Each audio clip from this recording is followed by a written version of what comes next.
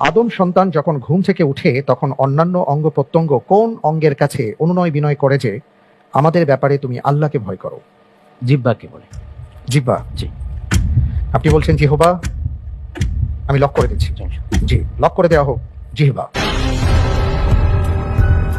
আপনি life line নিয়েছেন এবং লাইফ লাইন নেওয়ার পরে আমি যখন হাদিসটি বলেছি শেষ করতে করতেই আপনি বলেছেন উত্তর জিহ্বা। আপনার উত্তরটি সঠিক হয়েছে, আলহামদুলিল্লাহ। আলহামদুলিল্লাহ। জি। আবি সাঈদ রাদিয়াল্লাহু তাআলা আনহু থেকে বর্ণিত, তিনি বলেন ইযা আসবাহা ইবনু আদম ফাইন্নাল আ'দা'a কুল্লাহা তুকাফফিরু লিসান ফাতাকুল ইত্তাকিল্লাহ ফিনা ফাইন্না নাহনু বিক।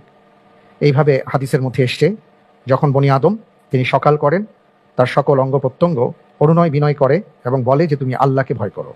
সুবহানাল্লাহি ওয়া বিহামদিহি। কেননা আমরা তোমার সাথে জড়িত।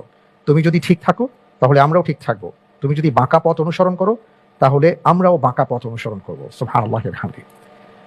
কি অসাধারণ একটা কথা প্রিয় দর্শক, কি দুর্দান্ত একটি হাদিস আমরা পেলাম।